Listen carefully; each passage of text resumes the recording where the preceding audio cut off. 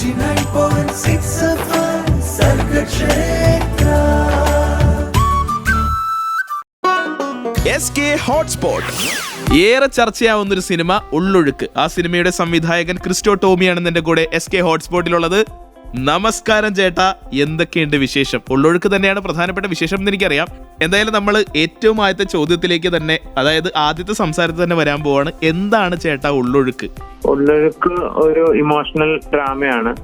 കുട്ടനാട്ടിലെ ഒരു കുടുംബത്തിൽ നടക്കുന്ന ഒരു കഥയാണ്. അഞ്ജു പാർവതി ചെയ്യുന്ന ക്യാരക്ടറും ലീലാമ്മ എന്ന് പറയുന്ന ക്യാരക്ടർ ഉർവശി ചേച്ചിയാണ് ചെയ്യുന്നത്. ഇവരുടെ ഒരു റിലേഷൻഷിപ്പിന്റെ കഥയാണ് ഉള്ളൊഴുക്ക്. കുട്ടനാട്ടിൽ എല്ലാ വർഷവും വെള്ളം പൊങ്ങും. അങ്ങനത്തെ വെള്ളപ്പൊക്ക സമയത്ത് ഈ കുടുംബത്തിൽ ഒരു മരണം നടക്കുകയും അവർ അടക്കിനായിട്ട് കാത്തിരിക്കുകയും ചെയ്യുന്നു. ആ കാത്തിരിക്കുന്ന സമയത്ത് പഴയ കുറെ കള്ളങ്ങളും രഹസ്യങ്ങളും പുറത്തു വരികയും അത് ഇവരുടെ റിലേഷൻഷിപ്പിനെ ബാധിക്കുകയും ചെയ്യുന്നു. ഇതാണ് സിനിമയുടെ ഒരു ഇതിവൃത്തം എന്ന് പറയുന്നത്. ഓക്കെ, അപ്പൊ എന്തായാലും നമ്മൾ എല്ലാവരും തന്നെ ആ ഒരു സിനിമ ഇപ്പൊ സംസാരിച്ചുകൊണ്ടിരിക്കുന്നതിന്റെ ഇടയ്ക്ക് പലരും സിനിമ കണ്ടിറങ്ങിയവർ കേൾക്കുന്നുണ്ടാവും. കുറെ പേര് ടിക്കറ്റ്സിന് വേണ്ടിയിട്ട് ബുക്കിംഗ് നടത്തിക്കൊണ്ടിരിക്കുകയായിരിക്കും. അപ്പോൾ നമ്മൾ ആ ഒരു ടീസറിലും ഒപ്പം തന്നെ ട്രെയിലറിലും കണ്ട അതേ ആ ഒരു സംഗതിയിൽ തന്നെയാണ് ഇപ്പോഴും നിൽക്കുന്നത്. ബാക്കി നമ്മൾ നേരിട്ട് കണ്ടു തന്നെ അറിയണം എന്നുള്ളത് തന്നെയാണ് ക്രിസ്റ്റോ ടോമി എന്നുള്ള സംവിധായകൻ നമ്മളോട് പറയുന്നത്. കേട്ടുകൊണ്ടിരിക്കുക സർഗക്ഷേത്ര 89.6 FM. എന്റെ കൂടെ ഉള്ളൊഴുക്ക് സിനിമയുടെ സംവിധായകൻ ക്രിസ്റ്റോ ടോമി ഇവിടെ തന്നെ ഉണ്ടാവും. കാതോരം കരുതലായി കാലത്തിനൊപ്പം. 89.6 FM Sargakshetra കുറെ നാളുകളായിട്ട് ഈ ഒരു പേര് മലയാളം സിനിമ ഇൻഡസ്ട്രി എന്നല്ല, അല്ലെങ്കിൽ ഇന്ത്യൻ സിനിമ ഇൻഡസ്ട്രി തന്നെ ചർച്ചയാണ്. ക്രിസ്റ്റോ ടോമിയാണ് എൻ്റെ കൂടെ ഉള്ളത്. അപ്പോൾ അദ്ദേഹം നമ്മുടെ മുന്നിലേക്ക് ഇപ്പം എത്തിയിരിക്കുന്നത് ഉള്ളൊഴുക്ക് എന്നുള്ള സിനിമയുമായിട്ടാണ്. ഞാൻ ചേട്ടാ, നേരത്തെ നമ്മൾ സിനിമയുടെ ഒരു ഗ്ലിംസ് നമ്മൾ പറഞ്ഞിരുന്നു, അല്ലെങ്കിൽ ഒരു എന്താ പറയുക, ഒരു തുടക്കം മാത്രം നമ്മളൊന്ന് പറഞ്ഞിരുന്നു. ബാക്കി കാര്യങ്ങൾ നമ്മൾ കണ്ടു തന്നെ അറിയാനായിട്ടുള്ളതാണ്. അപ്പോൾ ആ ഒരു കാര്യങ്ങളൊക്കെ നമ്മൾ സംസാരിച്ചു. ഇനിയിപ്പോൾ ഉർവശി ചേച്ചിയും പാർവതിയും ലോക്ക് ചെയ്തത് എത്ര എളുപ്പമായിരുന്നു എന്നുള്ളതാണ് എനിക്ക് അറിയേണ്ടത്. എങ്ങനെയായിരുന്നു ആ ഒരു പ്രോസസ് ഒക്കെ നടന്നത്? കാസ്റ്റിങ്ങിന് കുറച്ച് സമയം എടുത്തു. പാർവതിയുടെ അടുത്ത് ആദ്യം കഥ പറഞ്ഞു കഴിഞ്ഞപ്പോഴത്തേക്കും പാർവതിക്ക് അത് കുറച്ച് ഇന്റൻസ് ആയിട്ട് തോന്നിയിരുന്നു. അപ്പൊ ആ സമയത്ത് ചെയ്യാനൊരു ബുദ്ധിമുട്ട് പറഞ്ഞിരുന്നു. പിന്നെ 1-2 വർഷം കഴിഞ്ഞിട്ടാണ് വീണ്ടും ഞാൻ പാർവതിയെ മീറ്റ് ചെയ്യുന്നതും വീണ്ടും ഈ കഥ പറയുന്നതും. രണ്ടാമത്തെ പറഞ്ഞപ്പം പാർവതി ഉടനെ തന്നെ ഓക്കെ എന്ന് പറയുകയായിരുന്നു. പിന്നെ അതുപോലെ തന്നെ ചേച്ചിയാണെങ്കിലും എനിക്ക് തോന്നുന്നു, ഞാൻ ആദ്യം കഥ പറഞ്ഞപ്പം ചേച്ചിക്ക് കഥ ഇഷ്ടപ്പെട്ടു. പക്ഷെ ഈ പ്രോജക്റ്റ് മൗണ്ട് ചെയ്യാൻ കുറച്ചൊരു സമയം എടുത്തു. അതിന്റെ ഇടയ്ക്ക് കോവിഡ് വന്നു.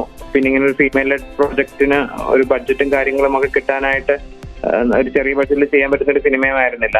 അപ്പം അങ്ങനത്തെ കുറെ കാര്യങ്ങൾക്ക് വേണ്ടി കുറെ സമയവും ഒക്കെ എടുത്തു. പിന്നെ പാർവതി വന്നതിന് ശേഷം ഉർവശി ചേച്ചിയുടെയും രണ്ടുപേരുടെയും ഡേറ്റ് നോക്കിയിട്ട് നമ്മൾ കാര്യങ്ങൾ തീരുമാനിക്കുകയായിരുന്നു. ഓക്കെ. എന്തായാലും ഈ കാസ്റ്റിംഗിന്റെ കാര്യം പറയുന്നതോടൊപ്പം തന്നെയാണ് നമുക്ക് റോണി സ്ക്രൂവാല എന്നുള്ള പ്രൊഡ്യൂസറിനെ ഈ ഒരു സിനിമയിലേക്ക് എത്തിക്കാൻ കഴിഞ്ഞ അതും ഒരു വൻപൻ പ്രോസസ് ആയിരുന്നു. ഒരു വളരെ വലിയൊരു ടാസ്ക് ആയിരുന്നു. അത്രയും വലിയൊരു പ്രൊഡ്യൂസറാണ് അദ്ദേഹം. ഇപ്പം എല്ലാ കാലത്തും അദ്ദേഹം മികച്ച സിനിമകൾ തന്നിട്ടുള്ള ഒരാളാണ്. അപ്പോൾ ആ ഒരു പ്രൊഡ്യൂസറിനെ ഈ പ്രോജക്റ്റിലേക്ക് എത്തിക്കുന്നതിലും എങ്ങനെയായിരുന്നു? ഒരു വലിയ ടാസ്ക് ആയിരുന്നു അത്? ഇല്ല, അത് ഫിനിസ്താൻ എന്ന് പറയുന്ന സ്ക്രിപ്റ്റ് റൈറ്റിംഗ് കോൺടെസ്റ്റില് ഇതിന് ഫസ്റ്റ് പ്രൈസ് കിട്ടിയതിനു ശേഷം 2 പേരെന്നെ സമീപിച്ചു.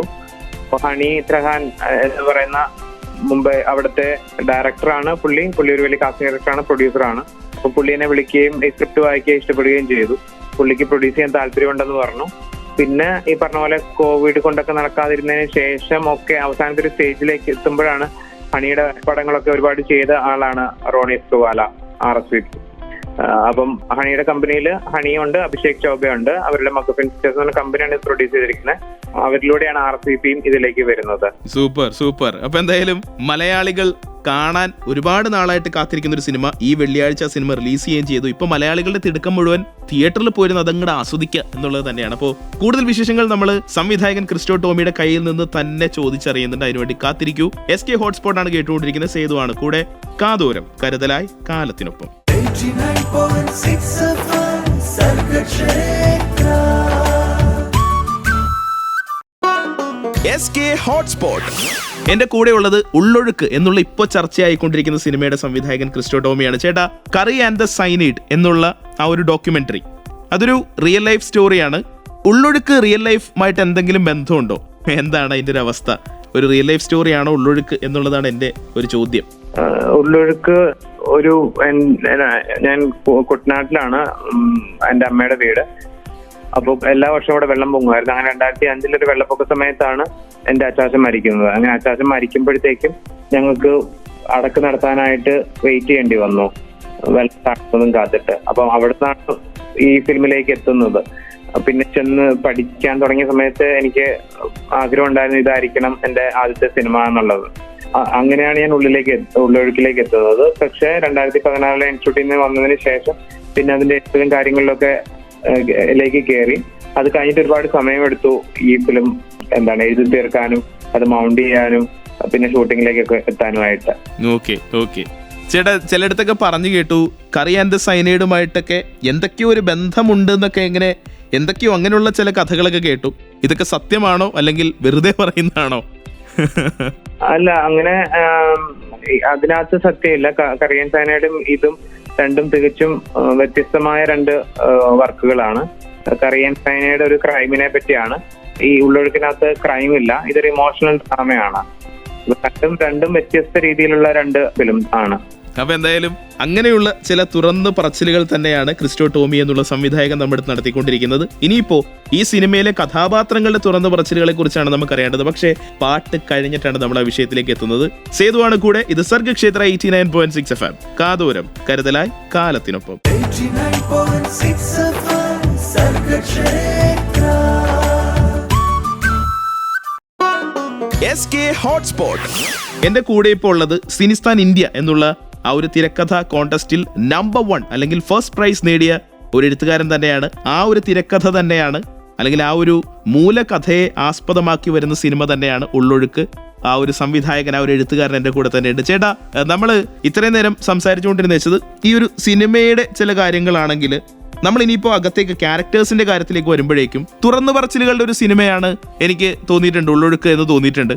അപ്പോൾ ഒരു ഷുഗർ കോട്ടിങ്ങും ഇല്ലാതെ കാര്യങ്ങൾ അവതരിപ്പിക്കുന്ന ഒരവസ്ഥയൊക്കെ ഉണ്ട് ഈ സിനിമയിൽ എന്നെനിക്ക് പലപ്പോഴും പല ഡയലോഗുകളും ഉർവശി ചേച്ചിയും അല്ലെങ്കിൽ പാർവതിയും തമ്മിലുള്ള ചില എക്സ്ചേഞ്ചുകളൊക്കെ കണ്ടപ്പോൾ എനിക്ക് അങ്ങനെ തോന്നി. അപ്പോൾ എന്താണ് അതിൻ്റെ ഒരു അവസ്ഥ? ഷുഗർ കോട്ടിംഗ് എന്ന് പറഞ്ഞ സംഗതി ഇല്ലാതെ ഇമോഷൻസിനെ തുറന്നങ്ങ് വിടുക എന്നുള്ളത് തന്നെയാണോ ഈ സിനിമയുടെ ഉദ്ദേശം? ഇമോഷൻസിന് പ്രാധാന്യം കൊടുത്തിട്ടാണ് സിനിമ ചെയ്തിരിക്കുന്നത്. ഇമോഷണൽ ഡ്രാമയാണ്. ഏറ്റവും അധികം ആ സമയത്തും കാലത്തും ജീവിക്കുന്ന ആൾക്കാരോട് സത്യസന്ധത പുലർത്താൻ നോക്കിയിട്ടുണ്ട്. ഏറ്റവും റിസ്ക്കായി തന്നെ കാര്യങ്ങൾ ചെയ്യാനും നമ്മൾ നോക്കിയിട്ടുണ്ട്. അപ്പം ഡയലോഗ്സിലാണെങ്കിലും സീൻസിലൊക്കെ ആണെങ്കിലും ഏറ്റവും സത്യസന്ധമായിട്ട് അത് എഴുതാനും, അല്ലെങ്കിൽ പെർഫോമൻസിന്റെ സമയത്താണെങ്കിലും എഡിറ്റിംഗ് സമയത്താണെങ്കിലും ഇമോഷൻസ് ഏറ്റവും ഇമ്പാക്ട്ഫുൾ ആയിട്ടും ഏറ്റവും ട്രൂ ആയിട്ടും ആൾക്കാരിലേക്ക് എത്തണം എന്ന് തന്നെയാണ് നമ്മൾ വിചാരിച്ചിട്ടുള്ളത്. എന്തായാലും കൊള്ളാം. എന്നിനിപ്പോ ചേട്ടന്റെ ഒരു എഴുത്ത് രീതിയെ കുറിച്ച് ചില കാര്യങ്ങൾ എനിക്ക് അറിഞ്ഞാൽ കൊള്ളാമെന്നുണ്ട്. പക്ഷെ നമുക്ക് പാട്ട് കഴിഞ്ഞിട്ട് ആ ചോദ്യത്തിലേക്ക് വരാമെന്നാണ് എനിക്ക് തോന്നുന്നത്.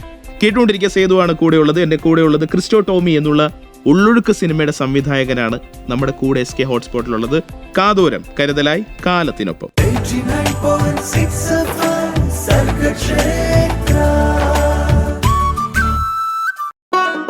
SK hotspot. ചെയ്തിരിക്കുന്ന എല്ലാ ഷോർട്ട് മൂവീസും വളരെയധികം ചർച്ചയാവുക, നാഷണൽ അവാർഡ് നേടിയ ഒരു സംവിധായകൻ, അങ്ങനെയുള്ള ഒരുപാട് പ്രത്യേകതകളുള്ള ക്രിസ്റ്റോ ടോമിയാണ് എൻ്റെ കൂടെ ഉള്ളത്. ഉള്ളൊഴുക്ക് എന്നുള്ള സിനിമയുടെ സംവിധായകനാണ്, എഴുത്തുകാരനാണ്. ചേട്ടാ, ഇനിയിപ്പോ നമ്മൾ ഈ മനുഷ്യന്റെ ഈ ഒരു തുറന്നു പറച്ചിലുകളെ കുറിച്ച് നമ്മൾ സംസാരിച്ചല്ലോ. അപ്പോൾ എങ്ങനെയാണ് ഈ മനുഷ്യ വികാരങ്ങളും വിചാരങ്ങളും ഒക്കെയാണ് ഈ സിനിമയിലൂടെ നമ്മൾ അങ്ങനെ കാണിക്കുന്നത്, അങ്ങനെ പോർട്രേ ചെയ്യുന്നത്? അപ്പോൾ എന്താണ് ചേട്ടൻ ചെയ്യുന്ന ഹോംവർക്ക് എന്നുള്ളതാണ് എനിക്ക് അറിയേണ്ടത്. കാരണം മനുഷ്യന്റെ വിചാരങ്ങളും വികാരങ്ങളും വെച്ച് കളിക്കുകയാണ് എന്നുള്ളതാണ്. ഞാൻ ഈ സിനിമ നാളെയാണ് കാണാൻ പോകുന്നത്. അപ്പോൾ എനിക്ക് നാളെയാണ് ടിക്കറ്റ് കിട്ടിയത്. അപ്പോൾ ഞാനിങ്ങനെ ആലോചിക്കായിരുന്നു, എങ്ങനെയാണ് ഇങ്ങനെ മനുഷ്യന്റെ വികാരങ്ങളും വിചാരങ്ങളും വെച്ച് ഈ മനുഷ്യനെ കളിക്കാൻ സാധിക്കുക എന്നുള്ളതാണ് എനിക്കും ചോദിക്കാനായിട്ട് തോന്നുന്നത്. ഇല്ല, നമ്മളത് എഴുതുമ്പോഴത്തേക്കും ആ സിനിമയുടെ അല്ലെങ്കിൽ ആ കഥയുടെ ഏറ്റവും അധികം ഡെപ്തിലേക്ക് പോകണം എന്നൊരു ആഗ്രഹം ഉണ്ടായിരുന്നു. അതുപോലെ ക്യാരക്ടേഴ്സിനെ ഏറ്റവും നന്നായിട്ട് മനസ്സിലാക്കാൻ പറ്റണം എന്നും ആഗ്രഹം ഉണ്ടായിരുന്നു. അപ്പൊ അങ്ങനെ പിന്നെ ഈ പറഞ്ഞ പോലെ ഒരുപാട് സമയമെടുത്തിട്ടുമാണ് ഞാനത് എഴുതിയിരിക്കുന്നത്. ലാബുകളിൽ പോയി, NFDCയുടെ സ്ക്രീൻ റൈറ്റേഴ്സ് ലാബിൽ പോയി, അതുപോലെ തന്നെ film independent global media makers പ്രോഗ്രാമിന്റെ LA റെസിഡൻസി ഉണ്ടായിരുന്നു. ഞാൻ ഈ പ്രോജക്റ്റുമായിട്ട് പോയി. അങ്ങനെ ഒരുപാട് പേരുടെ സഹായത്തോടെ ഒക്കെ പ്രോജക്റ്റ് ഒരുപാട് അവരുടെയൊക്കെ ഫീഡ്ബാക്കിലൂടെ അങ്ങനെ ഒരുപാട് കാര്യങ്ങൾ ഇതിലേക്ക് മാറ്റം വരുത്തിയിട്ടുണ്ട്. അതുപോലെ തന്നെ എനിക്ക് ഒരു നിർബന്ധം ഉണ്ടായിരുന്നു, അത് എഴുതുമ്പോഴത്തേക്കും ഈ ക്യാരക്ടേഴ്സിന്റെ ആർക്കും അവരുടെ ലേസും ഡെപ്തും ഒക്കെ ഏറ്റവും അധികം സത്യസന്ധതയോടെ വരണം എന്നും അത് ഓഡിയൻസിലേക്ക് ഏറ്റവും അധികം ഇമോഷൻസിലൂടെ കിട്ടണം എന്നും ഞാൻ വിചാരിച്ചിരുന്നു. അപ്പോൾ അതിനുവേണ്ടി കുറെ അധികം എഫേർട്ടും സമയവും ഒക്കെ കൊടുത്തിട്ടുണ്ട്. ഞാനിങ്ങനെ കന്യക എന്നുള്ള ഷോർട്ട് മൂവിയുടെ കാര്യവും പെട്ടെന്ന് ഇങ്ങനെ ആലോചിച്ചു പോയിരുന്നു. അതിൻ്റെ അകത്തും ഈ പറഞ്ഞ പോലെ ശരിക്കും ഇതേപോലെ ഇമോഷൻസ് തന്നെയാണല്ലോ അതിൻ്റെ അകത്തും കൺവേ ചെയ്യുന്ന കാര്യം എന്നിങ്ങനെ ആലോചിച്ചു പോയിരുന്നു. അപ്പോൾ അതെഴുതിയ ക്രിസ്റ്റോ ടോമിയിൽ നിന്നും ഇപ്പോൾ ഈ 2024 ക്രിസ്റ്റോ ടോമിക്ക് എന്താണ് പൊതുവെ തോന്നുന്ന ചില മാറ്റങ്ങൾ, 1-2 മാറ്റങ്ങളൊക്കെ പറയുകയാണെങ്കിൽ എന്തൊക്കെയായിരിക്കും? അത് എഴുതിയത് എനിക്ക് തോന്നുന്നു ഇപ്പം 10 വർഷമായി. 2013 അത് ചെയ്യുന്നത്, ഓർമ്മ ശരിയാണെങ്കിൽ. അപ്പം ഏകദേശം 10 വർഷത്തിൽ കൂടുതലായി അത് എഴുതിയിട്ട്. അപ്പൊ അവിടുന്ന് എനിക്ക് തോന്നുന്നു ഒരുപാട് മാറി. പിന്നെ നമ്മൾ ഫോളോ ചെയ്തുകൊണ്ടിരിക്കുകയാണല്ലോ ആസ് എ പേഴ്സൺ. അപ്പം വ്യത്യാസങ്ങൾ കൃത്യം പറയാൻ എനിക്ക് അറിയില്ല. പക്ഷെ ഇനിയും എടുക്കുന്ന സിനിമകൾ, ഞാൻ ഇതുവരെ എടുത്ത സിനിമകളിൽ നിന്ന് വ്യത്യസ്തമായ ഒരു നിർബന്ധമുണ്ട്. ഇപ്പം ആക്ഷൻ, കോമഡി അല്ലെങ്കിൽ മാസ് ആക്ഷൻ അങ്ങനത്തെ പടങ്ങളൊക്കെ ചെയ്യണം എന്നാണ് എന്റെ ആഗ്രഹം. പക്ഷെ അത് ചെയ്യുമ്പോൾ ഒരു ഇമോഷണൽ കോറുള്ള സിനിമയായിരിക്കണം എന്നും എനിക്ക് നിർബന്ധമുണ്ട്. എന്തായാലും ഈ പറഞ്ഞ പോലെ മനുഷ്യനിങ്ങനെ ഇവോൾവ് ആയിക്കൊണ്ടിരിക്കുകയാണല്ലോ. അപ്പൊ അതിനനുസരിച്ച് മാറ്റങ്ങളും വന്നുകൊണ്ടേയിരിക്കും അല്ലേ ചേട്ടാ? അതുപോലെ ഇപ്പൊ നമ്മൾ ഈ കാലവും മാറിക്കൊണ്ടിരിക്കുകയാണ്, ബന്ധങ്ങളുടെ രീതിയും മാറിക്കൊണ്ടിരിക്കുകയാണല്ലോ. അപ്പോൾ ആ ഒരു കാര്യവും എഴുത്തും ഒക്കെ തമ്മിൽ എന്താണ് ബന്ധം? അതായത് ഞാൻ ചോദിക്കുന്നത് വെച്ചിട്ടുണ്ടെങ്കിൽ നമ്മൾ ഈ എഴുതുന്നത് എത്രത്തോളം മാറ്റത്തിലേക്ക് വന്നിട്ടുണ്ടെന്ന്. ഇപ്പൊ പണ്ടിപ്പോൾ വാത്സല്യത്തിൽ വന്നിരുന്ന അല്ലെങ്കിൽ പറയുന്ന ഒരു കഥാപാത്രം ഇന്ന് അതേ കഥാപാത്രം ചിലപ്പോൾ ഒരു ചർച്ചയാവാൻ സാധ്യതയില്ല. അല്ലെങ്കിൽ ഞാൻ പറഞ്ഞ വെച്ചിട്ടുണ്ടെങ്കിൽ വാത്സല്യത്തിൽ ഒരു സിദ്ദിഖ് സാറിന്റെ ഭാര്യയായിട്ട് വരുന്ന ആ ഒരു കുട്ടിയുണ്ടല്ലോ. അപ്പോൾ ആ ഒരു കുട്ടി ചിലപ്പോൾ ഇന്ന് വരുമ്പോൾ ഇന്ന് ആ കുട്ടി ചിലപ്പോൾ ചർച്ചയാവുമായിരിക്കാം, പണ്ട് ചർച്ചയായില്ല. അപ്പൊ അങ്ങനെ ബന്ധങ്ങൾ കാണിക്കുമ്പോൾ ഓരോന്നിനും ഇപ്പോൾ പണ്ട് ചർച്ചയായില്ല, ഇന്ന് ചർച്ചയാണ് എന്നൊക്കെ ഉള്ള രീതിയിലുണ്ടല്ലോ. അപ്പോൾ എങ്ങനെയാണ് അങ്ങനെയുള്ള കാര്യങ്ങളൊക്കെ ആലോചിച്ച് വെക്കുന്നത്? അതൊക്കെ എങ്ങനെയാണ് ഈ കാലത്തിനനുസരിച്ചുള്ള ബന്ധങ്ങളുടെ മാറ്റമൊക്കെ എങ്ങനെയാണ് സിനിമയിലും തിരക്കഥയിലും കൊണ്ടുവരാനായിട്ട് ശ്രമിക്കുന്നത്? അതെനിക്ക് തോന്നുന്നു നമ്മൾ എഴുതുമ്പോൾ തന്നെ നമ്മൾ ഈ കാലത്തിനോട് സത്യസന്ധത പുലർത്തി എഴുതാൻ വേണ്ടി നമ്മൾ ശ്രമിക്കാറുണ്ട്. അതുപോലെ തന്നെ നമ്മൾ ഈ കാലഘട്ടത്തിൽ ഒരുപാട് കാര്യങ്ങൾ നമ്മളെ ഇൻഫ്ലുവൻസ് ചെയ്യുന്നുണ്ടാവുമല്ലോ ആസ് എ പേഴ്സൺ. അപ്പം കുറെയൊക്കെ നമ്മൾ പോലും അറിയാതെ എഴുത്തിലേക്ക് വരും. പിന്നെ നമ്മൾ എഴുതുന്ന സിനിമ ഏത് കാലഘട്ടത്തിലെയാണെന്ന് ഡിപ്പെൻഡ് ചെയ്തിരിക്കും അതിന്റെ കുറെ കാര്യങ്ങൾ തീരുമാനിക്കുന്നത്. പിന്നെ എഴുതുമ്പോൾ അതിലൂടെ കുറെ കാര്യങ്ങൾ നമ്മൾ പോലും അറിയാത്ത, നമ്മൾ പക്ഷെ നമ്മുടെ ഉള്ളിൽ രജിസ്റ്റർ ചെയ്യപ്പെട്ട കാര്യങ്ങൾ, സബ് കോൺഷ്യസിൽ പോലും രജിസ്റ്റർ ചെയ്യപ്പെട്ട കാര്യങ്ങൾ എഴുത്തിലൂടെ പുറത്തേക്ക് വരും. അപ്പം ഇങ്ങനെയൊക്കെ ആണ് ഈ പല കാര്യങ്ങളും സംഭവിക്കുന്നത്. ചിലതിനെ പറ്റി നമ്മൾ കോൺഷ്യസ് ആയിരിക്കും, ചിലതിനെ പറ്റി നമ്മൾ അത്ര കോൺഷ്യസ് ആയിട്ടുണ്ടാവില്ല. പക്ഷെ നമ്മൾ എപ്പോഴും ശ്രമിക്കാറ് ആ കഥ മനസ്സിലാക്കാനും ആ ക്യാരക്ടേഴ്സിനെ മനസ്സിലാക്കാനുമാണ്.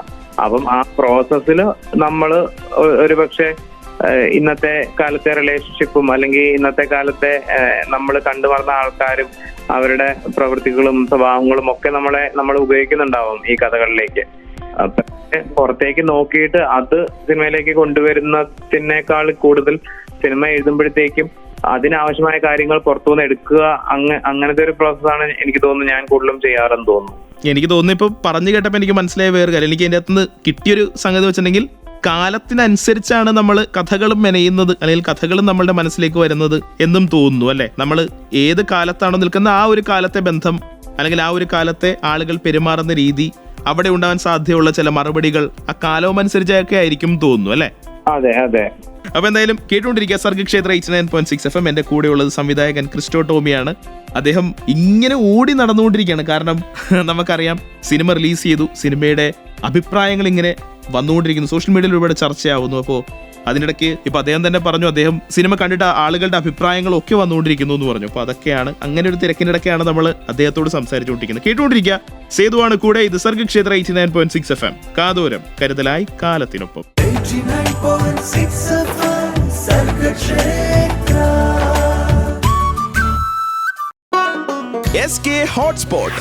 എന്റെ കൂടെയുള്ളത് സംവിധായകൻ ക്രിസ്റ്റോ ടോമിയാണ്. ഉള്ളൊഴുക്ക് എന്നുള്ള സിനിമയുടെ ചർച്ച അതിന്റെയൊക്കെ കൂടെ തന്നെ നമ്മളിത് അദ്ദേഹത്തെ ഇങ്ങോട്ട് കൂട്ടിക്കൊണ്ടു വന്നിട്ടുണ്ട്. ചേട്ടാ, ഈ സിനിമയിൽ പ്രകൃതിക്ക് വലിയൊരു റോൾ ഉണ്ടല്ലോ. അതായത് ഉർവശി ചേച്ചിയും പാർവതിയൊക്കെ പറയുന്നത് കേട്ടിരുന്നു, അവരുടെ ഒരു ഇമോഷൻസ് ഇങ്ങനെ കയറി വരുന്ന ആ ഒരു സമയത്ത് വെള്ളത്തിന്റെ ലെവലും കയറി വരുന്ന അങ്ങനെയൊക്കെയുള്ള ചില കാര്യങ്ങൾ ഉണ്ടായി എന്ന് പറഞ്ഞു. അല്ലെങ്കിൽ ശരിക്കും മനസ്സിലെ ആ ഒരു വികാരവും അല്ലെങ്കിൽ ആ ഒരു സങ്കടവും വെള്ളവും ഒക്കെ തമ്മിൽ വലിയ ബന്ധമാണ് ഈ സിനിമയിൽ കാണിക്കുന്നതെന്ന് എനിക്ക് തോന്നി ട്രെയിലറും ടീസറൊക്കെ കണ്ടപ്പോൾ.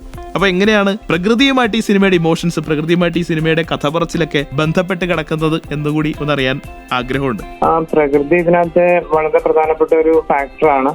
ഞാൻ നേരത്തെ പറഞ്ഞ പോലെ ഒരു ഫാമിലിയിൽ വെള്ളപ്പൊക്ക സമയത്ത് വെയിറ്റ് ചെയ്തിരിക്കുന്നതാണ് ഫിലിമിന്റെ ഒരു പ്രമൈസ് എന്ന് പറയുന്നത്. അപ്പം അതിന് സിനിമയിൽ അതിന് വളരെ വലിയൊരു പ്രാധാന്യമുണ്ട്. അതുപോലെ തന്നെ ഈ ക്യാരക്ടേഴ്സിന്റെ ഒരു മാനസികാവസ്ഥ അവരുടെ ഒരു എന്താ പറയാ ഒരു inability to let go of things, അത് ആണ് ഈ വെള്ളപ്പൊക്കത്തിലൂടെ നമുക്ക് എന്താണ് സിംബലൈസ് ചെയ്യുന്നതെന്ന് ഒരു പക്ഷേ പറയാം. പക്ഷെ അതേസമയം അതൊരു ഇവരുടെ മേളില് ഇവർക്ക് ഒരു ആക്ഷൻ എടുക്കാൻ ഉള്ള പ്രഷർ കൊടുക്കുന്ന ഒരു കാര്യം കൂടിയാണ് ഈ വെള്ളപ്പൊക്കം എന്ന് പറയുന്നത്. കാരണം സമയം പോയിക്കൊണ്ടിരിക്കുകയാണോ, ഓരോ ദിവസം കഴിയുന്തോറും കാര്യങ്ങൾ വഷളായിക്കൊണ്ടിരിക്കുകയാണ്. അപ്പൊ അങ്ങനത്തെ ഒരു ഡ്രാമാറ്റിക് പർപ്പസിന് വേണ്ടിയും വെള്ളപ്പൊക്കം ഉപയോഗിച്ചിട്ടുണ്ട്. അതേസമയം വെള്ളപ്പൊക്കം ഈ മനുഷ്യരുടെ ഒരു അവസ്ഥയുടെ ഒരു റെപ്രസെന്റേഷൻ കൂടിയാണ്. ഏതായാലും അതുപോലെ തന്നെ കുട്ടനാട് എന്നുള്ളൊരു ഭൂമിക, അതും ഈ കഥയും തമ്മിൽ ശരിക്കും ഇങ്ങനെ ഇഴുകിച്ചേർന്ന് കിടക്കുന്നതാണല്ലോ. അതായത് ശരിക്കും വേറൊരു സ്ഥലത്ത് ഈ കഥ പറയാൻ, അതായത് ഇതേപോലെ തന്നെ വെള്ളപ്പൊക്കം 2018 ആ ഒരു സമയത്ത് നമ്മളെല്ലാവരും, ആ ഒരു പ്രളയത്തിന്റെ സമയത്ത് നമ്മളെല്ലായിടത്തും നമ്മൾ ഈ വെള്ളപ്പൊക്കം കണ്ടതാണ്. അപ്പോൾ ഈ വെള്ളപ്പൊക്കം എന്നുള്ളത് ആ ഒരു പ്രളയവുമായിട്ട് കണക്ട് ചെയ്ത് വേറൊരു ഭൂമികയിൽ കൊണ്ടുവന്ന് ഈ കഥ പറയാൻ പറ്റുമോ, അല്ലെങ്കിൽ കുട്ടനാട്ടിൽ മാത്രമേ ഈ കഥ പറയൽ നടക്കുകയുള്ളൂ എന്നൊക്കെ ഉള്ളതാണ് ഇനി എനിക്ക് ഈ പറഞ്ഞ പോലെ ഇങ്ങനൊരു കാര്യം കേട്ടപ്പോൾ എനിക്ക് തോന്നിയത്. അല്ല, ഇത് ഒരുപാട് സ്ഥലത്ത് നടക്കുന്ന ഒരു കഥയായിരിക്കാം. കാരണം ഇത് നമ്മുടെ കുടുംബത്തിലൊക്കെ നടക്കുന്ന ഒരു കഥയായിരിക്കാം. ഇത് റിലേഷൻഷിപ്പിന്റെയും എന്താണ് പച്ചയായ മനുഷ്യരുടെയും കഥയാണ്. പക്ഷെ ഇത് ഈ സിനിമയിൽ പറഞ്ഞിരിക്കുന്നത് കുട്ടനാടിന്റെ ഒരു വെള്ളപ്പൊക്കം നടക്കുന്ന ഒരു സമയത്തിന്റെ പശ്ചാത്തലത്തിലാണ്. എന്നെ സംബന്ധിച്ചിടത്തോളം അതും ഈ സിനിമയുടെ ഒരു USP പോലത്തെ ഒരു ഘടകമായിരുന്നു. ഞാൻ സിനിമയെ പറ്റി ആദ്യം ആലോചിച്ചപ്പോൾ തന്നെ എന്നെ ഏറ്റവും കൂടുതൽ അട്രാക്ട് ചെയ്ത കാര്യം ഈ വെള്ളപ്പൊക്ക സമയത്ത് ഇങ്ങനെ ഒരു ഫാമിലി ഒരിടക്കിനായിട്ട് വെയിറ്റ് ചെയ്യുന്നു എന്നുള്ളൊരു കാര്യം. അപ്പോൾ പക്ഷെ ഈ കഥ, അതിനകത്തെ മനുഷ്യരുടെ കഥ എവിടെ വേണേൽ നടക്കാം. പക്ഷെ വെള്ളപ്പൊക്ക സമയത്ത് ഇങ്ങനത്തെ ഒരു ഈ 2018 മുമ്പ് എനിക്ക് തോന്നുന്നു കുട്ടനാട്ടിൽ മാത്രമേ നടക്കാൻ സാധ്യതയുള്ളൂ. പക്ഷെ ഇപ്പൊ നമ്മുടെ ഒരു കേരളത്തിന്റെ അവസ്ഥ വെച്ചിട്ട് എല്ലായിടത്തും വെള്ളം പൊങ്ങാറുണ്ട്. അപ്പൊ എനിക്ക് തോന്നുന്നു ഇത് എവിടെ വേണേ നടക്കാവുന്ന ഒരു കഥയാണ് അങ്ങനെ നോക്കുവാണെങ്കിൽ.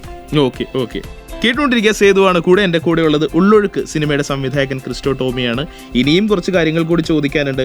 അദ്ദേഹത്തിന്റെ ഈ ഒരു സിനിമയിൽ അദ്ദേഹം ചില തീം, അല്ലെങ്കിൽ ഇപ്പോൾ നമ്മൾ ചില ഇന്റർവ്യൂലൊക്കെ കേട്ടിരുന്നു, ഒരു സൈഡൊക്കെ ഉണ്ട് ഈ സിനിമയ്ക്ക്, അല്ലെങ്കിൽ ഇമോഷൻസ് കൊണ്ട് നമ്മളെ ഒന്നങ്ങനെ ഉലച്ചു കളയുന്ന ചില കാര്യങ്ങളൊക്കെ ഉണ്ട് ഈ സിനിമയിൽ എന്നൊക്കെ പറഞ്ഞു കേട്ടിരുന്നു. അപ്പോൾ അതിനെക്കുറിച്ചൊക്കെയാണ് ഇനിയിപ്പോൾ നമ്മൾ ചോദിക്കാൻ പോകുന്നത്. ആ ചോദ്യങ്ങൾക്ക് വേണ്ടി കാത്തിരിക്കൂ. സേതുവാണ് കൂടെ. ഇത് സർഗക്ഷേത്ര 89.6 FM. കാതോരം കരുതലായി കാലത്തിനൊപ്പം. 89.6 FM Sargakshetra. SK hotspot. Ullozhukku എന്നുള്ള സിനിമ ഇപ്പൊ ചർച്ചയായിക്കൊണ്ടിരിക്കുകയാണ്. തിയേറ്ററിൽ നിറഞ്ഞ കയ്യടികളാണ് സിനിമ നേടിക്കൊണ്ടിരിക്കുന്നത്. ചേട്ടാ, ഇനിയിപ്പോൾ എനിക്ക് അറിയേണ്ടത് ഈ സിനിമയുടെ പ്രൊമോഷൻ സമയത്ത് പാർവതി പറഞ്ഞൊരു കാര്യത്തെക്കുറിച്ചാണ്. ഈ സിനിമ ഒരു ഡാർക്ക് തീമുണ്ട് ഈ സിനിമയ്ക്കെന്ന് പാർവതി ഏതോ ഒരു ഇന്റർവ്യൂവിൽ പറഞ്ഞിട്ടുണ്ടായിരുന്നു. അപ്പോൾ പാർവതി തന്നെ അതിനകത്ത് എടുത്ത് പറയുകയും ചെയ്തു, ഇത്രയും ഡാർക്കൊക്കെ കൈകാര്യം ചെയ്യാനായിട്ട് എനിക്ക് പറ്റുന്ന ഞാൻ കരുത്, പക്ഷെ എനിക്ക് ഹാൻഡിൽ ചെയ്യാൻ പറ്റുന്നതിനേക്കാൾ അപ്പുറത്തായിപ്പോയി ഈ സിനിമ കൈകാര്യം ചെയ്യുന്ന ചില കാര്യങ്ങൾ എന്ന് പറഞ്ഞിട്ടുണ്ടായിരുന്നു. അല്ലെങ്കിൽ ഈ സിനിമ പോർട്രേ ചെയ്യുന്ന, അവതരിപ്പിക്കുന്ന ചില വിഷയങ്ങൾ എന്ന് പറഞ്ഞിട്ടുണ്ടായിരുന്നു. അപ്പോൾ ഞാനിങ്ങനെ ഡാർക്ക് എന്ന് തന്നെ എന്നെ വിളിച്ചോട്ടെ, തെറ്റില്ലല്ലോ അല്ലേ? ഇല്ല, ഡാർക്ക് എന്ന് പറയാൻ പറ്റി നല്ലത് ഇന്റൻസ് എന്ന് പറയുന്ന വാക്കായിരിക്കും നല്ലത്. ഓക്കെ എങ്കിൽ പിന്നെ അങ്ങനെ പറയാം. കാരണം നമ്മൾ ഇങ്ങനെയുള്ള ചില വാക്കുകൾ ഉപയോഗിക്കുമ്പോൾ ഞാൻ അതുകൊണ്ടാണ് ചോദിച്ചത്. ഞാൻ ആ പടം കണ്ടിട്ടില്ല, അതിന്റെ ക്രിയേറ്റർക്ക് അതിനെക്കുറിച്ച് വലിയ ധാരണയുണ്ട്. അപ്പോൾ നമ്മൾ പടം കാണാത്ത സ്ഥിതിക്ക് ഞാൻ എന്തായാലും ചോദിച്ചും മനസ്സിലാക്കണം. അതുകൊണ്ടാണ് ഞാൻ ചോദിച്ചത് ഡാർക്ക് എന്ന് പറയുന്നതിൽ തെറ്റുണ്ടോ എന്ന്. അതുകൊണ്ട് ഞാൻ ഇന്റൻസ് എന്ന് മാറ്റി പറയാണ്. അപ്പോൾ ഇത്രയും ഇന്റൻസ് ആയിട്ടുള്ളൊരു കഥ പറയുന്ന ഒരു സിനിമ, ഇമോഷൻസ് കൊണ്ട് പലപ്പോഴും നമ്മുടെ മനസ്സിനെ തന്നെ ഉലച്ചു കളയുന്ന ഒരു സിനിമ. അപ്പോൾ അത് ചെയ്യുമ്പോഴേ എന്തൊക്കെ റെഫറൻസുകളാണ്, അല്ലെങ്കിൽ ഏതെങ്കിലും ഒരു മാതൃകയൊക്കെ ചൂസ് ചെയ്തിട്ടുണ്ടായിരുന്നോ? ചിലപ്പോൾ ഇപ്പോൾ സംവിധായകന്റെ ആവാം, ഏതെങ്കിലും ഷോട്ടുകൾ എടുക്കുന്ന രീതിയാവാം, അങ്ങനെയൊക്കെ നോക്കിയിട്ടുണ്ടായിരുന്നു ചേട്ടാ? നമുക്ക് ഇഷ്ടപ്പെട്ട സിനിമകളൊക്കെ നമ്മുടെ മനസ്സിലുണ്ടാവും. അപ്പൊ അതിന്റെ പല സിനിമകളും നമ്മൾ റെഫറൻസ് ആയിട്ട് ഡിസ്കസ് ചെയ്തിട്ടുണ്ട് ഇതിന്റെ പ്രൊഡക്ഷൻ സമയത്തും പ്രീ പ്രൊഡക്ഷൻ സമയത്തും ഒക്കെ. എനിക്ക് തോന്നുന്നു എടുത്ത് പറയാവുന്ന ഒരു സിനിമ അസ്കർ ഫർഹാദിയുടെ സെപ്പറേഷൻ ആണ്. അതിനകത്തെ കഥ പറച്ചിലിന്റെ രീതിയും അതിനകത്തെ ക്യാരക്ടേഴ്സിന്റെ ഓരോ ലേയേഴ്സ് റിവീൽ ആവുന്ന രീതിയും ഒക്കെ എനിക്ക് വളരെ ഇഷ്ടപ്പെട്ടൊരു കാര്യമാണ്. സെപ്പറേഷൻ മാത്രമല്ല, ഫർഹാദിയുടെ എല്ലാ ഫിലിംസിലും അതുകൊണ്ട്. സെപ്പറേഷനാണ് എനിക്ക് ഈ സിനിമയായിട്ട് വെച്ച് നോക്കുമ്പോൾ ഏറ്റവും അധികം ബന്ധപ്പെടുത്തി പറയാൻ പറ്റുന്നത്. അതല്ലാതെ തന്നെ അതിന്റെ വേറെ സിനിമകളിലെ വിഷ്വൽ ലാംഗ്വേജും കാര്യങ്ങളും ഒക്കെ നമ്മൾ ഡിസ്കസ് ചെയ്യുകയും ഈ സിനിമ എങ്ങനെ ആയിരിക്കണം എന്നുള്ളൊരു ഡിസൈനിലും കാര്യത്തിലും ഒക്കെ നമ്മൾ അതൊക്കെ കൊണ്ടുവന്നിട്ടുണ്ട്. എന്തായാലും ഞാനും നാളെ ഒന്ന് ആയി കിട്ടാൻ വേണ്ടി വെയിറ്റിംഗ് ആണ്. കാരണം ഞാൻ നേരത്തെ പറഞ്ഞ പോലെ നാളെയാണ് ആ സിനിമ കാണേണ്ടത്. നമ്മൾ ഉള്ളൊഴുക്ക് സിനിമയുടെ സംവിധായകൻ ക്രിസ്റ്റോ ടോമിയുമായിട്ടാണ് സംസാരിച്ചുകൊണ്ടിരിക്കുന്നത്. എന്തായാലും നമ്മൾ ഉള്ളൊഴുക്ക് എന്നുള്ള സിനിമയുടെ കാര്യം വെച്ച് മാത്രം ഇദ്ദേഹത്തെ ഡിഫൈൻ ചെയ്താൽ പോരാ. ഗ്ലോബൽ ലെവലിൽ ശരിക്കും ചർച്ചയായ ട്രെൻഡിങ് ആയ കറി ആൻഡ് ദ സൈനൈഡ് എന്നുള്ള ആ ഡോക്യുമെന്ററിയുടെ സംവിധായകൻ കൂടിയാണ്. നാഷണൽ അവാർഡ് ജേതാവാണ് ക്രിസ്റ്റോ ടോമി. അപ്പോൾ ചേട്ടൻ നമ്മുടെ കൂടെ തന്നെ ഉണ്ടാവും. അപ്പോൾ കേട്ടുകൊണ്ടിരിക്കുക സേതുവാണ് കൂടെ. ഇത് സർഗക്ഷേത്ര 89.6 FM. കാതോരം കരുതലായി കാലത്തിനൊപ്പം. 89.6 FM സർഗക്ഷേത്ര. SK hotspot. എന്റെ കൂടെ ഇപ്പോൾ ഉള്ളത് നാഷണൽ അവാർഡ് ജേതാവ് ക്രിസ്റ്റോ ടോമിയാണ്. ചേട്ടാ, നമ്മളെ ഇപ്പോൾ ഈ ഒരു സിനിമയുടെ പെർട്ടിക്കുലർ സിനിമയുടെ കാര്യം പറഞ്ഞു. ഇനിയിപ്പോൾ ഞാൻ ആലോചിക്കുന്നത് ചേട്ടന്റെ മൊത്തമുള്ള ഒരു സിനിമാ സംവിധായകൻ അല്ലെങ്കിൽ ഒരു സിനിമ മോഹി എന്നൊക്കെ ഉള്ള ലെവലുള്ള ഒരു ചോദ്യത്തിലേക്ക് വന്നാലോ എന്ന് വിചാരിക്കണം. വളരെ സിമ്പിൾ ചോദ്യമാണ്. അതായത് ചെയ്തിരിക്കുന്ന എല്ലാ പടങ്ങളും അല്ലെങ്കിൽ ഇപ്പോൾ കറി ആൻഡ് ദ സൈനൈഡ് പോലെയുള്ള ഡോക്യുമെന്ററി ആണെങ്കിൽ പോലും വളരെയധികം ചർച്ച ചെയ്യപ്പെട്ടാണ്, അല്ലെങ്കിൽ ലോകം മുഴുവൻ സംസാരമായ കാര്യങ്ങളാണ് ഇതിനോടകം ചെയ്തു കഴിഞ്ഞത്.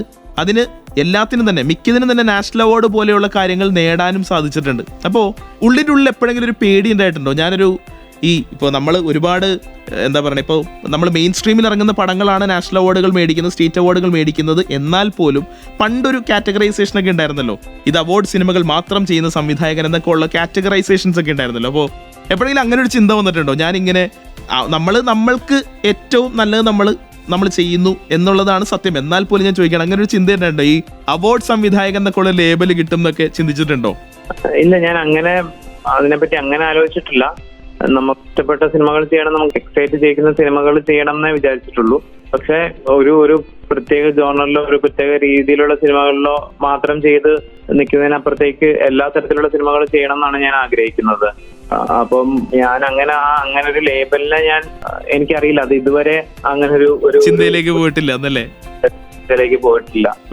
ഓക്കെ. അപ്പോ ചേട്ടാ, ഈ ഒരേ സമയം 1-2 പ്രോജക്ട്സ് ഓർക്കുന്ന അല്ലെങ്കിൽ മനസ്സിലിങ്ങനെ, ഇപ്പൊ ഞാൻ നിർമ്മൽ സഹദേവ് പറയുന്നത് കേട്ടിട്ടുണ്ട്. അദ്ദേഹം രണം എന്നുള്ള സിനിമയും അതേപോലെ തന്നെ ഹെയ്ജൂഡും ഒരേ സമയത്ത് എഴുതിയതെന്ന് പറഞ്ഞിട്ടുണ്ട്. അപ്പോൾ ഹെയ്ജൂഡിൽ സ്റ്റക്ക് വരുന്ന സമയത്ത് ജെയ്ക്സ്, അല്ലെങ്കിൽ ഹെയ്ജൂഡിൽ ഇവിടെ രണത്തിൽ സ്റ്റക്ക് വരുന്ന സമയത്ത് ജെയ്ക്സ് ഏട്ടൻ തീമൊക്കെ അല്ലെങ്കിൽ പുതിയ മ്യൂസിക് ഒക്കെ അയച്ചു കൊടുക്കും. പിന്നെ അവിടെ നിന്ന് അങ്ങനെ പിക്ക് ചെയ്ത് കയറി പോവും, വീണ്ടും എഴുതും എന്ന് പറഞ്ഞിട്ടുണ്ട്. അപ്പോൾ അങ്ങനെ ഒരു എഴുത്ത് രീതി ക്രിസ്റ്റോ ടോമിക്കും ഉണ്ടോ? അതായത് ഒരേ സമയത്ത് 2-3 പ്രോജക്ട്സ് ചിന്തിക്കുന്ന ആ ഒരു ചിന്താ രീതികളൊക്കെ ഉണ്ടോ? ഒരേ സമയത്ത് ഈ കറി ആൻഡ് സൈനൈഡും ഉള്ളൊഴുക്കും കുറെ വർക്കുകൾ പാരലായിട്ട് നടന്നിട്ടുണ്ട്.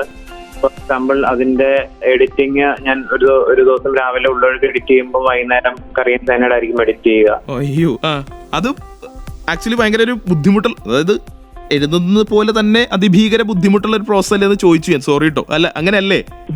എനിക്കത് കുറച്ചുകൂടെ ഫ്രീയിങ് ആയിട്ടാണ് തോന്നിയിട്ടുള്ളത്. ഒരു സ്ഥലത്ത് 2 വർക്കുകൾ ചെയ്യുന്നത് കുറച്ചുകൂടെ ഫ്രീയിങ് ആയിട്ടാണ് തോന്നിയിട്ടുള്ളത്. അപ്പം ഒരു സമയത്ത് ഒരു വർക്കിൽ എന്തെങ്കിലും നമ്മൾ സ്റ്റക്ക് ആകുമ്പോൾ നമുക്ക് അടുത്ത വർക്കിലേക്ക് കയറാൻ പറ്റും. പിന്നെ ഒരു വർക്ക് മാത്രമാണ് ചെയ്യുന്നതെങ്കിൽ നമ്മൾ അതിനെപ്പറ്റി ഇങ്ങനെ ആലോചിച്ചുകൊണ്ടിരിക്കും. 2 വർക്കുകളാകുമ്പോൾ എനിക്ക് തോന്നുന്നത് കുറച്ചുകൂടെ ഫ്രീയിങ് ആയിട്ടുള്ള എക്സ്പീരിയൻസ് ആയിട്ടാണ് എനിക്ക് തോന്നിയത്. എനിക്കിഷ്ടമാണ് അങ്ങനെ ഒരേ സമയത്ത് 2 വർക്കുകൾ ചെയ്യാനായിട്ട്.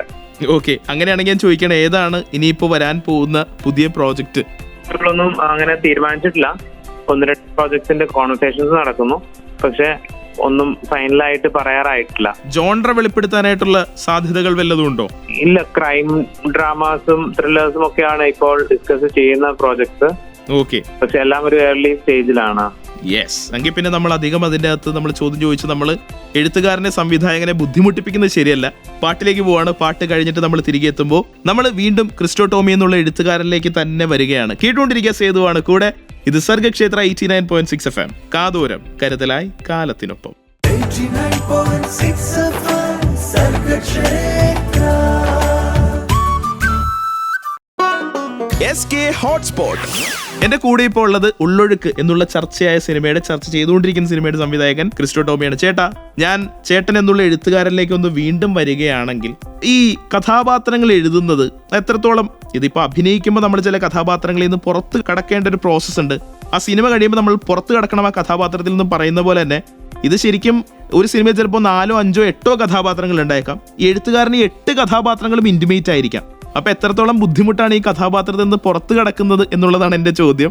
അതായത് ഇതിൻ്റെ ഒരു എക്സാമ്പിൾ അല്ലെങ്കിൽ ഇതിൻ്റെ അകത്തൊരു നടന്ന സംഭവം പറയുകയാണെങ്കിൽ, നമ്മുടെ TP രാജീവൻ സാർ ഉണ്ടല്ലോ, TP രാജീവൻ സാറിന്റെ മകൾ പാർവതി എൻ്റെ സുഹൃത്താണ്. അപ്പോൾ അവൾ പറയാറുണ്ട്, അച്ഛൻ പലപ്പോഴും ഭക്ഷണം കഴിക്കുന്ന സമയത്തൊക്കെ കഥാപാത്രങ്ങളോട് സംസാരിക്കുന്ന കേട്ടിട്ടുണ്ട്. അവിടെ ഇരിക്കുക കേട്ടോ, ഞാനിപ്പോൾ വരാം എന്നൊക്കെ പറയുന്നത് കേട്ടിട്ടുണ്ടെന്ന് പറഞ്ഞിട്ടുണ്ട്. അപ്പോൾ എങ്ങനെയാണ് നിങ്ങളെപ്പോലുള്ള എഴുത്തുകാരെ ഈ 8-10 കഥാപാത്രങ്ങളുടെ ആ ഒരു പിടിയിൽ നിന്നും പുറത്ത് ചാടുന്നത് എഴുതി കഴിയുമ്പോൾ? എഴുതി കഴിയുമ്പോൾ എനിക്കങ്ങനെ, ഞാനൊരു ക്യാരക്ടർ എഴുതുമ്പോൾ അല്ലെങ്കിൽ ഒരു സിനിമ എഴുതുമ്പോൾ നമ്മൾ ഈ പറഞ്ഞ പോലെ ബാക്കി സമയത്ത് നമുക്ക് അതിനെപ്പറ്റി ആലോചിക്കുകയും ചിന്തിക്കുകയും ചെയ്യുന്നുണ്ടാവാം. പക്ഷെ എന്റെ സിനിമകളൊക്കെ ഒരുപാട് സമയം എടുത്തത് കൊണ്ട് ഒരു ഭയങ്കര ലോങ് പ്രോസസ് ആയിരുന്നു ഓരോ സിനിമ. അപ്പോൾ അത് എഴുതി അത് കംപ്ലീറ്റ് ചെയ്യുന്ന സമയത്ത് ഞാൻ അതിൽ നിന്ന് ഇറങ്ങാനുള്ള ഒരു സമയം എനിക്കും കിട്ടിയിട്ടുണ്ടാവും. കാരണം നമ്മളത് കംപ്ലീറ്റ് ചെയ്ത് കഴിയുമ്പം പിന്നെ ഞാൻ അധികം ഫൈനൽ മൂമെന്റ് കഴിഞ്ഞ് നമ്മളത് ഹാൻഡ് ഓവർ ചെയ്ത് കഴിയുമ്പം പിന്നെ ആ ഫിലിംസിലേക്ക് ഞാൻ അധികം തിരിഞ്ഞു നോക്കാറില്ല. അപ്പോഴത്തേക്കും ഒരുപാട് ലോങ് ജേർണി ആയതുകൊണ്ട് തന്നെ നമുക്ക് ആ ഫിലിമിൽ നിന്നൊരു ഡിസ്റ്റൻസ് കിട്ടാനുള്ള സമയവും ഉണ്ടായിട്ടുണ്ടാവും. എന്തായാലും പക്ഷെ ഇത്തിരി ബുദ്ധിമുട്ടാണ്, എന്നാലും നമ്മൾ ആ ഒരു ഡിസ്റ്റൻസ് ഉള്ളത് കൊണ്ട് നമുക്ക് കുഴപ്പമില്ല എന്നല്ലേ. ഇപ്പോൾ ഞാൻ സുഷിനും ചേട്ടനും കൂടി ഉള്ളൊരു ഇന്റർവ്യൂവിൽ സുഷിൻ പറയുന്നത് കേട്ടിട്ടുണ്ടായിരുന്നു, മാലിക് എന്നുള്ള സിനിമയുടെ സ്കോറിങ്ങിൽ ഒക്കെ പലപ്പോഴും, അല്ലെങ്കിൽ മാലിക് എന്നുള്ള സിനിമയിൽ നിന്ന് ഇറങ്ങാനായിട്ട് കുറെ ടൈം എടുത്തു എന്ന് പറയുന്നത് കേട്ടായിരുന്നു. അപ്പോൾ അടുത്ത സിനിമ മിന്നൽ മുരളിയിലൊക്കെ മാലിക്കിന്റെ ഇൻഫ്ലുവൻസ് ഒക്കെ ആദ്യം വന്നു തുടങ്ങി, പിന്നെ അത് മൊത്തത്തിൽ പൊളിച്ച് വീണ്ടും പണിയായിരുന്നു എന്നൊക്കെ പറയുന്നത് കേട്ടിട്ടുണ്ട്. അപ്പോൾ ഇനിയിപ്പോൾ സുഷിനിലേക്ക് കിടക്കുകയാണെങ്കിൽ എങ്ങനെയായിരുന്നു സുഷിനെ ഈ ഒരു പ്രോജക്റ്റിലേക്ക് എത്തിക്കുന്നത്? സുഷിൻ എനിക്ക് തോന്നുന്നു കുമ്പളങ്ങിയുടെ സമയത്താണ് ഞാൻ ആദ്യമായിട്ട് സുഷിനെ മീറ്റ് ചെയ്യുന്നത്. ജെഡിയാണ് ഞങ്ങളുടെ സൗണ്ട് ഡിസൈനർ, ജെഡിയാണ് സുഷിനെ പറ്റി പറയുന്നത് എൻ്റെ അടുത്ത്. ഞാൻ സുഷിനെ മീറ്റ് ചെയ്യുകയും കഥ പറയുകയുണ്ടായി. സുഷിന് കഥ ഇഷ്ടപ്പെട്ടു. പിന്നെ പക്ഷെ പ്രോജക്റ്റ് നടക്കാൻ ഒരുപാട് സമയമെടുത്തു, അത് മൗണ്ട് ചെയ്യാനും സമയമെടുത്തു. അതുപോലെ തന്നെ അതിന്റെ ഇടയ്ക്ക് കോവിഡും വന്നു. പിന്നെ ഞങ്ങൾ ഫസ്റ്റ് കട്ട് ആയതിനു ശേഷമാണ് സുഷിനെ പടം കാണിക്കുന്നത്. അപ്പൊ സുഷിൻ അത് ഇഷ്ടപ്പെടുകയും സുഷിൻ കംപ്ലീറ്റ്ലി ഇന്നാകുകയും ചെയ്തു. പിന്നെ സുഷിനോട് വർക്ക് ചെയ്യുന്നതും ഒരു നല്ല എക്സ്പീരിയൻസ് ആയിരുന്നു. കാരണം സുഷിൻ എല്ലാ കാര്യങ്ങളും വളരെ കൃത്യമായിട്ട് പറയും. ഒരു സീനിൽ എന്ത് ഇമോഷനാണ് കിട്ടുന്നത്, എന്ത് ഇമോഷനാണ് വർക്ക് ആവാത്തത് എന്നുള്ളതൊക്കെ സുഷിൻ വളരെ കൃത്യമായിട്ട് പറയും. അത് കാരണം ചില സീൻസ് ഒക്കെ തിരിച്ചുപോയി റീ എഡിറ്റ് ചെയ്യാനും ഒക്കെ ഞങ്ങൾ അങ്ങനെ ചെയ്യുമായിരുന്നു. അങ്ങനെ ഒരു സൗഹൃദവും ആ ഒരു എന്താ പറയുക നല്ലൊരു സിനിമ ആസ്വാദകനെ കിട്ടിയതിലൊക്കെ ഒരുപാട് ഗുണമായിരുന്നു അല്ലേ? അതെ, സുഷിൻ പിന്നെ ഞാനൊക്കെ ഫിലിം എഴുതുന്ന സമയത്തും ഷൂട്ട് ചെയ്യുന്ന സമയത്തും എഡിറ്റ് ചെയ്യുന്ന സമയത്തും ഒക്കെ അതിലൂടെ ട്രാവൽ ചെയ്യുന്നതുകൊണ്ട് എന്റെ ഒബ്ജക്ടിവിറ്റി കുറെ സ്ഥലത്തൊക്കെ പോയിട്ടുണ്ടാവാം. അപ്പൊ സുഷിൻ എന്റെ അടുത്ത് ചെല്ലുമ്പോഴത്തേക്കും അത് വീണ്ടും പുതിയൊരാൾ ആ സിനിമ കണ്ടിട്ട് സുഷിന്റെ ഇമോഷൻ റെസ്പോൺസിനെ ഞാൻ വളരെയധികം ട്രസ്റ്റ് ചെയ്യുന്നു. ഓരോ സീനിനോടുള്ള സുഷിന്റെ ഇമോഷണൽ റെസ്പോൺസിനെ വളരെയധികം ട്രസ്റ്റ് ചെയ്യുന്നുണ്ട്. അപ്പൊ അതൊക്കെ ഫിലിമിനെ ഹെൽപ്പ് ചെയ്തിട്ടുണ്ട് ഒരുപാട്. ഓഫ്കോഴ്സ് സുഷിന്റെ മ്യൂസിക് സിനിമയെ ഭയങ്കരമായിട്ട് എലിവേറ്റ് ചെയ്തിട്ടുണ്ട്, അത് വേറെ കാര്യം. അതല്ലാതെ തന്നെ സുഷിനോട് വർക്ക് ചെയ്യുന്നത് ഒരു നല്ല എക്സ്പീരിയൻസ് ആയിരുന്നു. അപ്പൊ എന്തായാലും നമ്മള് ഉള്ളൊഴുക്ക് എന്നുള്ള സിനിമ കാണേണ്ടത് പാർവതിക്കും അല്ലെങ്കിൽ ഉർവശി ചേച്ചിയുടെയും ആ ഒരു ഗംഭീര പെർഫോമൻസ് അല്ലെങ്കിൽ ക്രിസ്റ്റോ ടോമി എന്നുള്ള സംവിധായകന്റെ ക്രാഫ്റ്റ് കൊണ്ട് മാത്രമല്ല, നമ്മൾ സുഷിനും വേണ്ടിയിട്ട് ഈ സിനിമ കാണേണ്ടിയിരിക്കുന്നു അല്ലേ? അങ്ങനെ തന്നെ നമുക്ക് പോകാമെന്ന് എനിക്ക് തോന്നുന്നു. അതെ അതെ അതെ, സുഷിന്റെയും ഇതുവരെ ചെയ്ത വർക്കുകളിൽ നിന്ന് അപേക്ഷിച്ച് നിന്നൊക്കെ വളരെ വ്യത്യസ്തമായിട്ടുള്ള ഒരു വർക്കായിരിക്കും ഇത്. ഓക്കെ, അപ്പൊ കേട്ടുകൊണ്ടിരിക്കുക സർഗക്ഷേത്ര 89.6 FM. സേതുവാണ് കൂടെ. എന്റെ കൂടെ ഉള്ളത് ഉള്ളൊഴുക്ക് സിനിമയുടെ സംവിധായകൻ ക്രിസ്റ്റോ ടോമിയാണ്. കാതോരം കരുതലായി കാലത്തിനൊപ്പം. 89.6 FM Sargakshetra. SK hotspot national ലെവലിൽ നടന്നൊരു തിരക്കഥാ മത്സരം. അതിൻ്റെ അകത്ത് ലാപ്പത്ത ലേഡീസ് ആണ് രണ്ടാമത് വന്നത്. ഒന്നാമത്തെ സിനിമ എവിടെ എന്ന് ചോദിച്ചപ്പോൾ അത് നമ്മുടെ മലയാളത്തിലുണ്ട് എന്ന് നമുക്ക് വളരെ അഭിമാനത്തോടുകൂടി വളരെ അഹങ്കാരത്തോടുകൂടി പറയാം. ആ ഒരു ഉള്ളൊഴുക്ക് സിനിമയുടെ സംവിധായകൻ ക്രിസ്റ്റോ ടോമിയാണ് എൻ്റെ കൂടെ SK ഹോട്ട്സ്പോട്ടിലുള്ളത്. ചേട്ടാ, ഇനിയിപ്പോ സിനിസ്ഥാൻ ഇന്ത്യയെ കുറിച്ച് നമ്മൾ പറഞ്ഞില്ലെങ്കിൽ അത് ഞാൻ ചെയ്യുന്ന ഒരു മോശമായി പോവും. എന്തേ സേതു മറന്നു എന്ന ആളുകൾ തന്നെ ചോദിക്കും. അപ്പോൾ എങ്ങനെയായിരുന്നു അതിന്റെ ഒരു പ്രോസസ്? ഇപ്പോൾ ആമിർ ഖാൻ, രാജ്കുമാർ ഹിറാനി പോലെയുള്ള വലിയ വലിയ തലകൾ ഹെഡ് ചെയ്ത പ്രോജക്റ്റ് ആണത്. അപ്പോൾ എങ്ങനെയായിരുന്നു അതിൻ്റെ അകത്തേക്കുള്ളൊരു വരവും നമ്മൾ സ്ക്രിപ്റ്റ് കൊടുക്കുന്നതും ഒക്കെ? അതെങ്ങനെയായിരുന്നു ആ ഒരു പ്രോസസ്സ്? സിനിസ്ഥാന് ഞാൻ അപ്ലൈ ചെയ്യുന്നത് എനിക്ക് തോന്നുന്നു ഞാൻ സ്ക്രീൻ റൈറ്റേഴ്സ് ലാബൊക്കെ കഴിഞ്ഞതിന് ശേഷമാണ്. ആ സമയത്ത് എൻ്റെ ഫ്രണ്ടാണ് ഇങ്ങനെ ഒരു കോമ്പറ്റീഷൻ ഉണ്ട് എന്ന് പറയുന്നത്. പക്ഷെ ഞങ്ങൾക്ക് ഈ കോമ്പറ്റീഷൻ ആദ്യമായിട്ട് നടക്കുന്നതുകൊണ്ട് ഇതിനെപ്പറ്റി കൂടുതലൊന്നും അറിയില്ലായിരുന്നു. പക്ഷെ എൻ്റെ ഫ്രണ്ട് പറഞ്ഞുകൊണ്ടാണ് ഞാൻ അപ്ലൈ ചെയ്യുന്നത്. അപ്പൊ എനിക്കങ്ങനെ വേറെ വലിയ പ്രതീക്ഷയുള്ള കാര്യങ്ങളൊന്നും ഉണ്ടായിരുന്നില്ല. അപ്പൊ ആദ്യം ഒരു സിനോപ്സിസ് ഞങ്ങൾ അപ്ലൈ ചെയ്തു.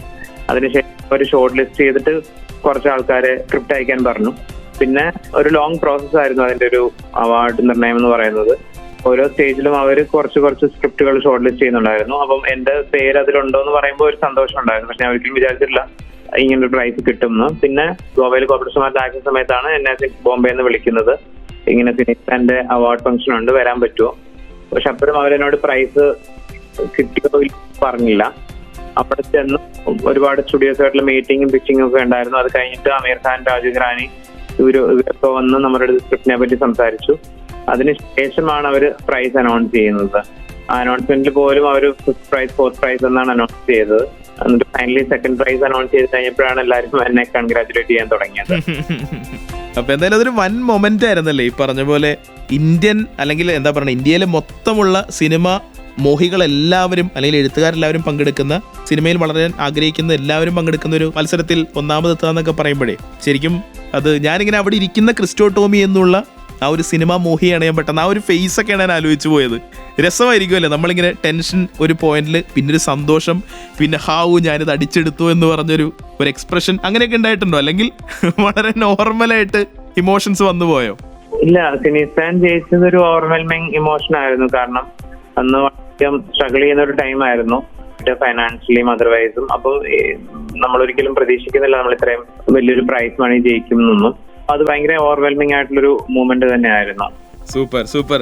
അപ്പോൾ നമ്മൾ ഇനിയിപ്പോൾ നമ്മൾ കടക്കാൻ പോകുന്നത് പാട്ട് കഴിഞ്ഞ് വരുമ്പോൾ ഇന്റർവ്യൂവിന്റെ ഏറ്റവും അവസാനത്തെ ചോദ്യത്തിലേക്കാണ്.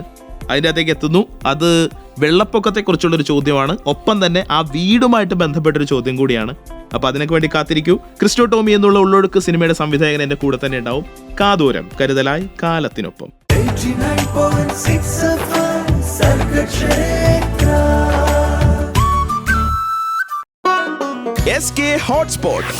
സോഷ്യൽ മീഡിയ തുറന്നാൽ ഇപ്പോൾ ഒന്നേ കാണാനുള്ളൂ, ഉള്ളൊഴുക്ക് എന്നുള്ള സിനിമ. അതിൻ്റെ വിവിധമായിട്ടുള്ള ഡിപ്പാർട്ട്മെന്റ്സ്, ഇപ്പോൾ മ്യൂസിക് ആയിക്കോട്ടെ, അല്ലെങ്കിൽ എഴുത്തിനെ കുറിച്ചായിക്കോട്ടെ, ക്യാമറ ആയിക്കോട്ടെ, അതിൻ്റെ ആർട്ട് ആയിക്കോട്ടെ, അങ്ങനെ ഓരോ കാര്യങ്ങളും ചർച്ച ചെയ്യുന്ന ദിനങ്ങളിലൂടെയാണ് മലയാളികൾ കടന്നുപോയിക്കൊണ്ടിരിക്കുന്നത്. എൻ്റെ കൂടെയുള്ള സിനിമയുടെ സംവിധായകൻ ക്രിസ്റ്റോ ടോമിയാണ്.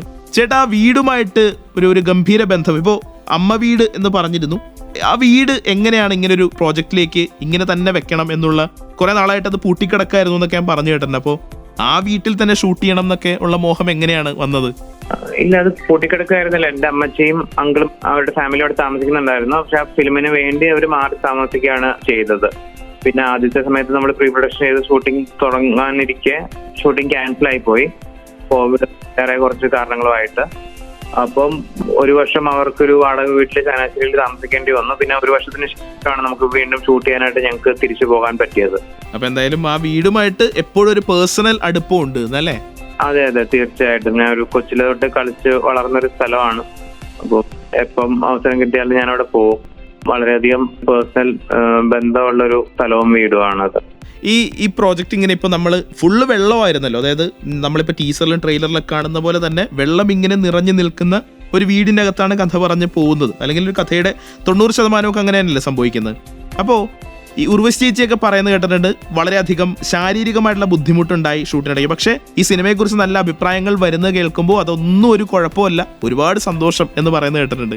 അപ്പോൾ ഞാൻ ചോദിക്കുന്നത്, ഇവർ രണ്ടുപേരും, ഇപ്പോൾ പാർവതി ആണെങ്കിലും ഉർവശി ചേച്ചി ആണെങ്കിലും മറ്റ് കഥാപാത്രങ്ങൾ, മറ്റ് നടീനടന്മാരാണെങ്കിലും ഒക്കെ ഇതിൻ്റെ അകത്ത് ഈ ഇമോഷനിലൊക്കെ പെട്ടുപോയിട്ട് അവരുടെ തന്നെ മാനസികാവസ്ഥയും വളരെയധികം പ്രശ്നത്തിലായി എന്നൊക്കെ പറയുന്നത് കേട്ടിട്ടുണ്ട്. അപ്പോൾ എത്രത്തോളം നന്ദി പറയാൻ തോന്നുന്നു ഇവരോട് എല്ലാവരോടും ഈ ടൈമിൽ? കാരണം സിനിമ വരുന്നു, ഏറെ ചർച്ചയാവുന്നു. എത്രത്തോളം നന്ദിയാണ് ഇപ്പൊ ഇവരോടൊക്കെ പറയാൻ തോന്നുന്നത്? തീർച്ചയായിട്ടും ഇവരെല്ലാരും ഇല്ലായിരുന്നെങ്കിൽ എനിക്ക് ഇത് ചെയ്യാൻ പറ്റില്ല. കാരണം ഒരു ഡ്രീം കാസ്റ്റ് ആണ് എന്നെ സംബന്ധിച്ചോളം ഈ പ്രോജക്റ്റിന് കിട്ടിയത്. അതുപോലെ തന്നെ ഒരു ഡ്രീം ക്രൂ എന്നും പറയാം. ആദ്യത്തെ സിനിമയ്ക്ക് തന്നെ ഇങ്ങനെ കിട്ടുക എന്നുള്ളത് വളരെ ഒരു ഭാഗ്യമായിട്ട് ഞാൻ കരുതുന്നു. അപ്പം അവരുടെയൊക്കെ ഒരു എക്സ്പീരിയൻസും ക്രാഫ്റ്റിന്റെ ബ്രില്യൻസും ഒക്കെ ഈ ഫിലിമിനെ ഭയങ്കരമായിട്ട് എലിവേറ്റ് ചെയ്തിട്ടുണ്ട്. അതുപോലെ തന്നെ ചേട്ടാ, ഇപ്പോൾ കുട്ടനാട്ടുകാർക്ക് എന്നും മഴ പെയ്യുമ്പോൾ ഒരു വെള്ളപ്പൊക്കം ഉള്ളതാണ്. അത് ഞാൻ എക്സ്പീരിയൻസ് ചെയ്തിട്ടില്ലെങ്കിലും നമ്മൾ പത്രങ്ങളിലൂടെയും വീഡിയോസിലൂടെയും ഒക്കെ നമ്മളിതിങ്ങനെ എക്സ്പീരിയൻസ് ചെയ്യുന്നൊരു കാര്യമാണ്. കുട്ടനാട്ടുകാർ അത് അവരുടെ ജീവിതത്തിന്റെ ഭാഗമായി എന്ന് തന്നെ നമുക്ക് പറയാൻ പറ്റും. പക്ഷേ ഞാൻ ചോദിക്കുന്നത് വെച്ചിട്ടുണ്ടെങ്കിൽ 2018 പ്രളയവും ഉള്ളൊഴുക്ക് എന്നുള്ള സിനിമയും തമ്മിൽ എന്തെങ്കിലും ഇൻഫ്ലുവൻസ് ഉണ്ടോ? അല്ലെങ്കിൽ ജസ്റ്റ് കാരണം ഒരുപാട് നാൾ മുന്നേ എഴുതിപ്പോയ ഒരു പ്രോജക്റ്റ് ആണെന്ന് നമുക്കറിയാം. ഏകദേശം 2018 മുന്നേയും എഴുതി കഴിഞ്ഞൊരു ഫസ്റ്റ് ഡ്രാഫ്റ്റ് ഒക്കെ കഴിഞ്ഞല്ലേ. എന്നാലും ഞാൻ ചോദിക്കുകയാണ്, ഈ 2018 പ്രളയവും ഈ സിനിമയും തമ്മിൽ എന്തെങ്കിലുമൊക്കെ ഒരു കണക്ഷൻ ഉണ്ടോ? ഇല്ല, 2018 പ്രളയവും ഈ സിനിമയും തമ്മിൽ കണക്ഷൻ ഒന്നും ഇല്ല. കാരണം മുമ്പ് തന്നെയാണ് ഞാനത് എഴുതിയത്. 2005 അവിടെ കുട്ടനാട് നടന്നൊരു വെള്ളപ്പൊക്കമായിരുന്നു ഇതിന്റെ ഇത് ഇൻഫ്ലുവൻസ് ചെയ്ത സംഭവം നടക്കാൻ കാരണമായത്.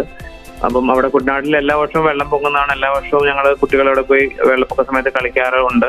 അപ്പൊ നമുക്ക് സ്ഥിരമായിട്ട് അറിയാവുന്നൊരു കാര്യമാണ്. പക്ഷെ ഇതൊന്നും മലയാളി ഓഡിയൻസ് വെള്ളപ്പൊക്കത്തെ പറ്റി മനസ്സിലാക്കുന്നത് ഈ 2018 ഫ്ലഡിന് ശേഷമാണ്. അപ്പം അങ്ങനെ 2018 ഇതിന് കണക്ഷൻ ഒന്നുമില്ല.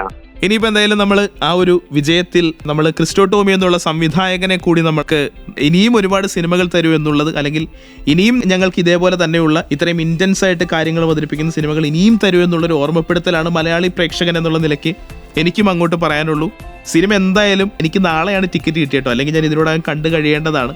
അപ്പോൾ ആ ഒരു പ്രേക്ഷകന്റെ ഒരു ആഗ്രഹം കൂടി, അല്ലെങ്കിൽ ഒരു എന്താ പറയുക, നമുക്ക് ഇത്രയും നാൾ തന്നിരിക്കുന്ന എല്ലാം മുത്തു പോലെയുള്ള സിനിമകളാണ്. അപ്പോൾ ആ ഒരു കൂടുതൽ മുത്തുകൾ ക്രിസ്റ്റോ ടോമി എന്നുള്ള സംവിധായകനിൽ നിന്ന് പിറക്കട്ടെ എന്ന് ആശംസിച്ചുകൊണ്ട് നമ്മൾ ഈ ഇന്റർവ്യൂ അങ്ങ് വൈൻഡപ്പ് ചെയ്യാണ്. അപ്പോൾ എന്തായാലും താങ്ക് യു സോ മച്ച് സംസാരിക്കാൻ കഴിഞ്ഞാൽ കേട്ടോ. Thank you. കേട്ടുകൊണ്ടിരിക്കുക സർഗക്ഷേത്ര 89.6 FM, കാതൂരം കരുതലായി കാലത്തിനൊപ്പം. 89.6 FM സർഗക്ഷേത്ര.